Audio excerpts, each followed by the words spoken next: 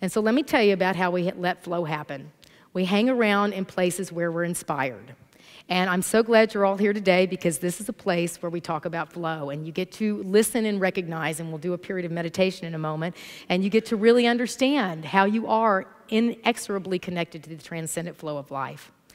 And allow yourself to follow those things, those passions. That man that lost his job and was looking at that spider. What is it in you? I have a friend that's going to start a painting class in the fall. And there's people that loved acting or singing or whatever it is, writing that is yours to do. To continue to be with groups where you feel inspired. Not where oh, did you watch the news? Did you see the paper? In fact, I've heard often, newspapers, TV, proceed with caution. How flowing are they? Do you feel inspired when you're reading the things that you're reading? So we want to get with other flowers. We have great classes here, and this is something that I see people meet people. Richard Fawcett teaches wonderful classes. Marty Dybitz, I do a lot of classes, and get involved with people that are having conversations like this. Because where 2 or 3 are gathered, there's that greater sense of flowing. There is a class that we're starting September the 14th. It's going to be called The Big Leap. Because when we're letting go of clinging and we're moving to flowing, there is a big leap. And what happens when you've never had work that you've enjoyed, when you start moving towards your true work, or when you've never had a relationship that felt good, when you start moving toward that relationship that feels good, what we often do is we hit what is called the upper limit. We start sabotaging it. We start not believing it.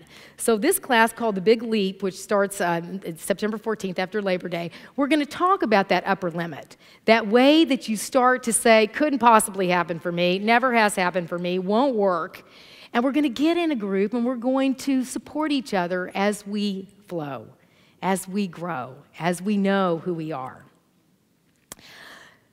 There's a number of stories that come from each one of you because part of flowing is learning to ask for what you want.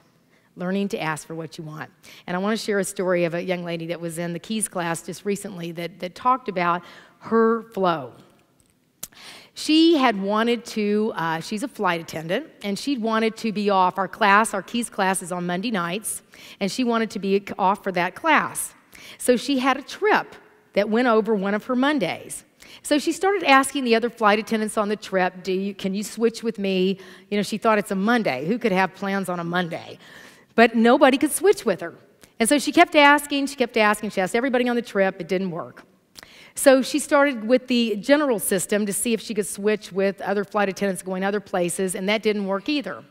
So being in the flow is not about fighting. It's not about resisting. It's not about the clenched fist. It's about allowing. And so she said, this or something better. I've done everything I can do, and now I'm going to allow the flow to happen. So she got on her flight the week before. She was going to go to where she was flying the week before, and another man gets on the plane, and he says, there's some trouble with that particular flight, that particular trip, and I just want to tell you that next week, I am displacing you. You don't need to fly the trip at all. We're going to pay you for your time, and you just go and do whatever you want to do. And she said she just sat there in awe. It's that sense of there is something so much bigger happening at all times. We are inexorably connected to the transcendent flow of life. That isn't like, oh, they forgot about you. I'm in the center of God. All we have to do is get clear about who we are, what we want, how we want to play, how we want to love, how we want to be happy, and say, thank you, God. Thank you, life. I'm connected to everything. All I have to do is quit clinging and start flowing. It's so easy, yet we've learned some really bad habits. And just like any habit, the main thing you have to do is be willing to see how it can work another way and get support for doing things differently. This was called in Star Wars the Force. Right? Obi-Wan Kenobi said to Luke Skywalker that the Force permeates everything. It's the thing that holds it all together. And at the end of the Star Wars movie, I just saw it again this week because I haven't watched it in so many years, Luke Skywalker's there with his computer. You know, the world's telling him the only way you can destroy that Death Star, that clinging belief system, is by looking at this computer.